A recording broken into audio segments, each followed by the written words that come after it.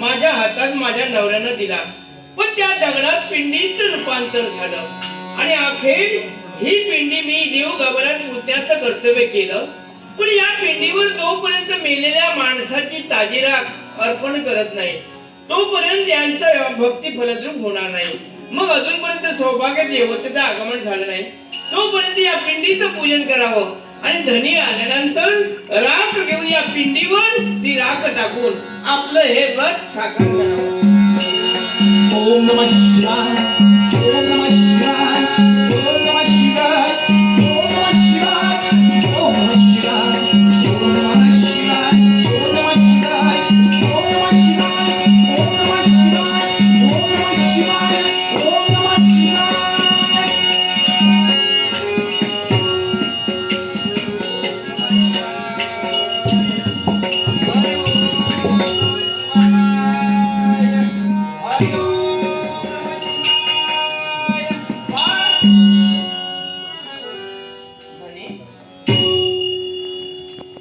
आपण निराश भूमीजवळ पाहता.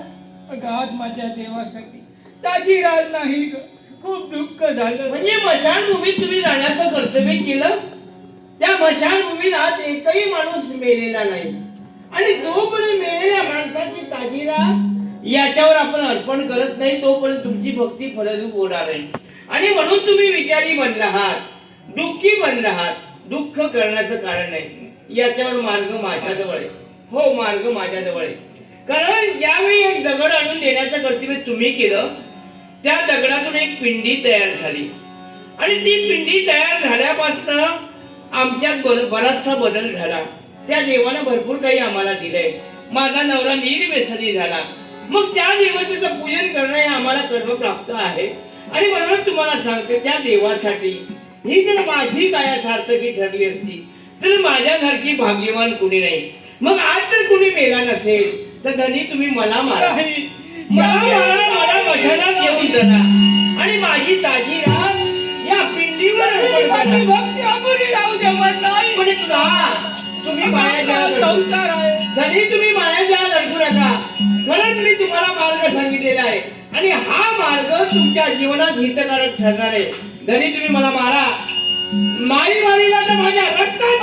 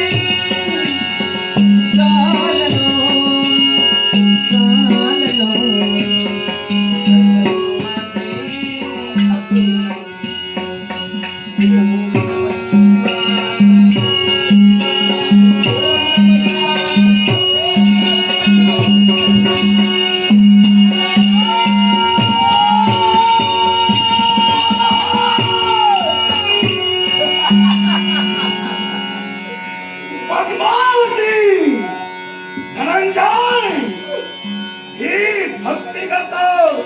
काय वाटलं तुम्हाला? तुमचा देव तुम्हाला वाचवायला येईल. मग पहा तुमचा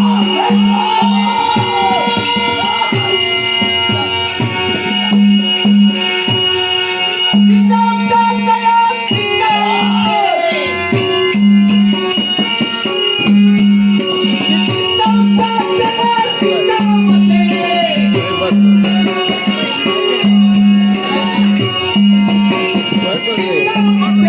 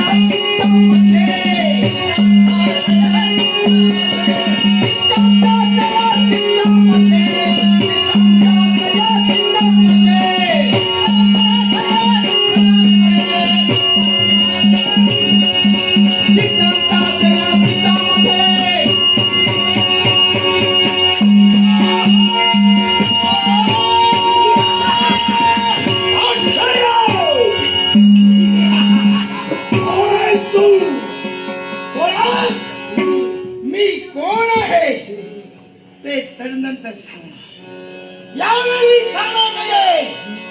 मी फक्त माझ्या भक्तांसाठी आली. होय हो, या शिवलिंगावर रत्ता प्रहार झाला आणि केवळ या भक्तांसाठी स्वरूप दिसावं. होय. या स्वरूपाला आपला प्रणाम. असं हे विश्वाच्या माये आदी माये आमची अवस्था धनेची अवस्था अशीच राहणार आहे का? भक्ती तुमची माझ्या चरणाजवळ रुजू झाली, म्हणून ही माता प्रसन्न होऊन या रूपात तुमच्यापर्यंत धावून आली. मग आई पण भक्तांसाठी ही देवी काही ना काही करणार आहे. हे जर पाच असेल ओम नमः शिवाय